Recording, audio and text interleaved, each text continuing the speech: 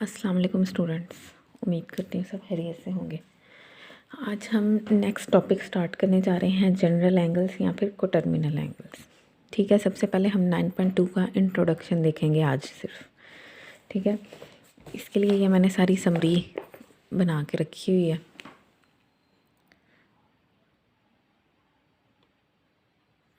तो स्टार्ट करते हैं। सबसे पहले हमारे पास आ गई इसकी डेफिनेशन।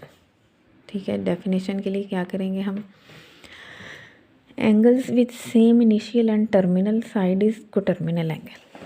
ठीक है, एंगल्स जिनकी ठीक है, एक से ज़्यादा एंगल हो सकता है जिनकी इनिशियल साइड और टर्मिनल साइड सेम हो। यानी कि फॉर एग्जांपल अगर ये एक थीटा एंगल है, ये इसकी इनिशियल साइड है, इनिशियल साइड जहाँ से स्टार्ट हो रहा है, और टर्मिनल साइड जहाँ पे एंड हो रहा है।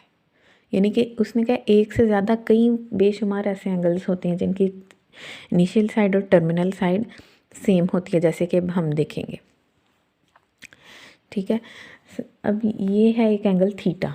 ठीक है ना, स्टार्ट यहाँ से हो रहा है और यहाँ पे एंड हो रहा है। पी से स्टार्ट हो रहा है, क्यू पे एंड हो रहा है। उसके बाद एक और यहाँ से यहाँ तक थीटा हो गया, फिर अगेन यहाँ से स्टार्ट हुआ, यहाँ पे दोबारा एंड हो गया।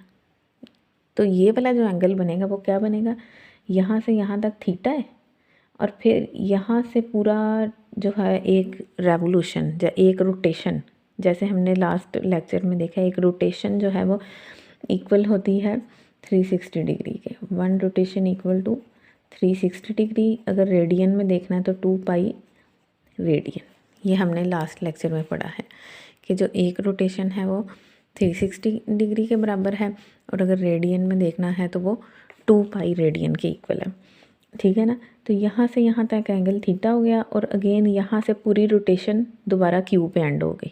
यानी कि ये वाला जो थीटा प्लस 2 पाई जो एंगल है, उसकी भी इनिशियल साइड ओ पी है और टर्मिनल साइड ओ क्यू ही है। ठीक है ना, यानी कि एक एंगल थीटा हो गया, फिर एंगल थीटा प्लस 2 पाई। अब उसने क्या किया, मज़ीद एक रोटेशन और दे दिया। यहाँ से यहाँ तक थीटा, यहाँ से शुरू हुआ, यहाँ पे एंड हुआ, एक रोटेशन होगी, एक रोटेशन होगी 2 पाई। फिर यहाँ से स्टार्ट हुआ, फिर यहाँ पे एंड हो गया, फिर एक रोटेशन होगी 2 पाई। तो 2 पाई प्लस 2 पाई 4 पाई। तो हमारे पास ये एंगल बन जाएगा थीटा प्लस 4 पाई। ये आफ्टर 1 रेवोल्यूशन है या रोटेशन है, और ये आफ्टर टू रोटेशन या 2 रेवोल्यूशन है, तो थीटा प्लस 4 पाई। सिमिलरली अगर 3 करेंगे तो 6 पाई, 4 करेंगे तो 8 पाई। ठीक है ना, डबल होती जाएगी और सो ऑन। यानी कि फिर बेशुमार सो मैनी एंगल्स, ठीक है, जिनकी इनिशियल साइड और टर्मिनल साइड सेम है। रोटेशन बढ़ाते जाओगे एंगल बढ़ते जाएंगे। ठीक है ना, एक रोटेशन पे 2 पाई है, थीटा में 2 पाई ऐड हो जाएगा एक रोटेशन के बाद। 2 रोटेशन के बाद थीटा में 4 पाई ऐड हो जाएगा। 3 रोटेशन के बाद थीटा में 6 पाई ऐड हो जाएगा, एंड सो ऑन। और याद रखिए कि ये एंटी क्लॉकवाइज डायरेक्शन है, पॉजिटिव एंगल ले रही हैं।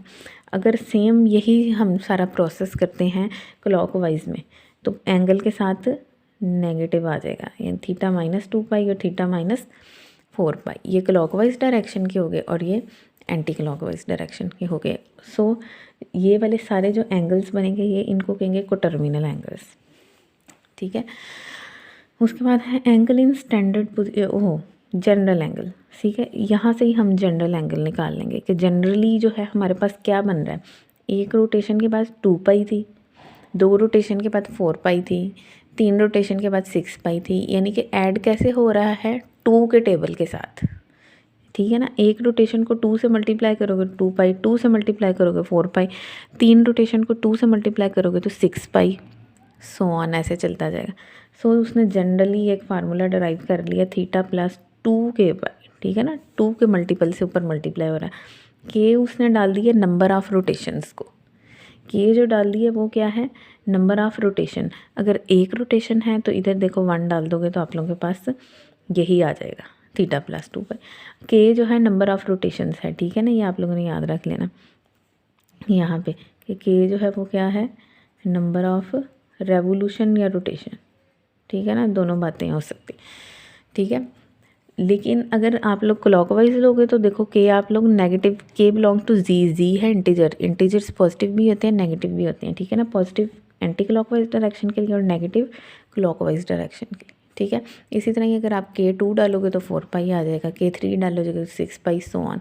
सो यहीं से ही हमने एक जनरल एंगल का फार्मूला ड्राइव कर दिया।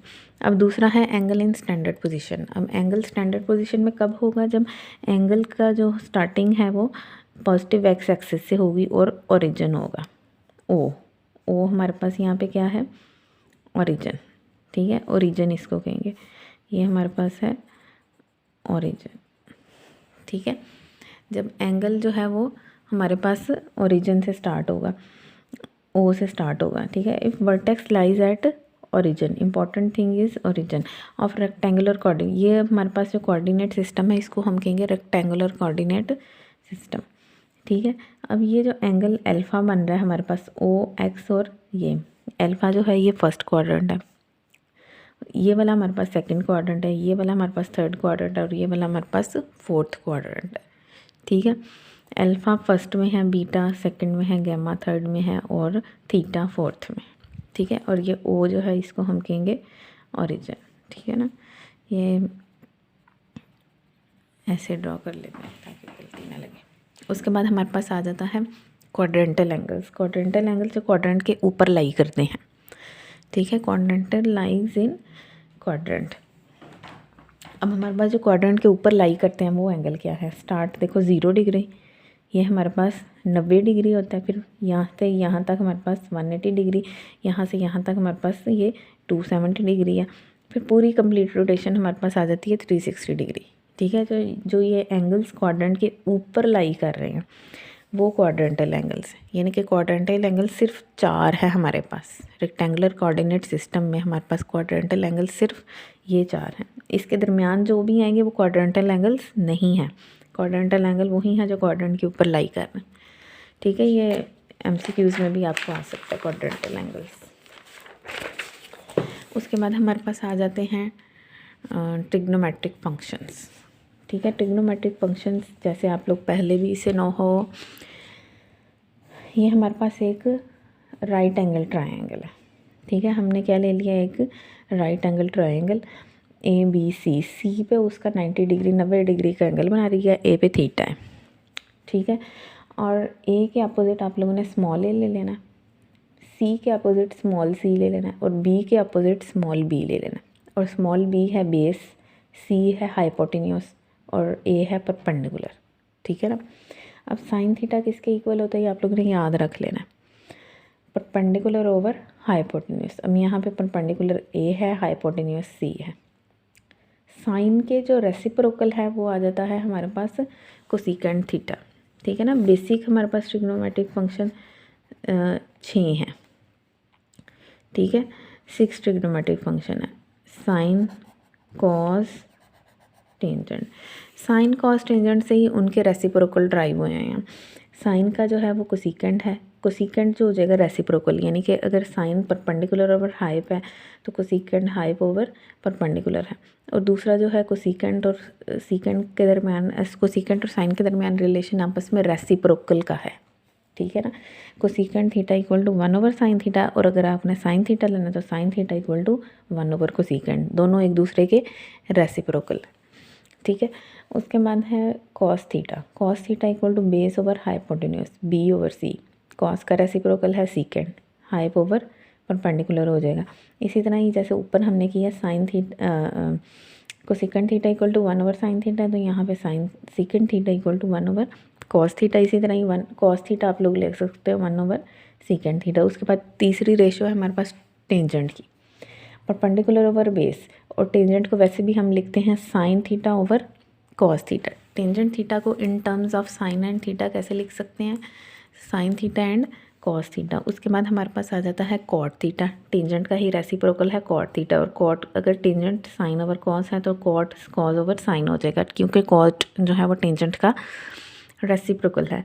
और इस तरह से नहीं जैसे ऊपर हमने किया है कि कोसिकेंट 1 ओवर साइन है, सीकेंट 1 ओवर कॉस है, तो इसी तरह कॉट 1 ओवर टेंजेंट, ठीक है। और टेंजेंट परपेंडिकुलर पर बेस है तो कॉट बेस ओवर परपेंडिकुलर है। उसके बाद हमारे पास आ जाती हैं फंडामेंटल आइडेंटिटीज़, ठीक है। फंडामेंटल आइडेंटिटीज़ में हमारे पास है पहली sine square theta plus cos square theta equal to 1 plus tangent square theta equal to secant square theta और 1 plus cot square theta equal to cosecant square theta. ठीक है, इसके प्रूफ अभी हम देखते हैं।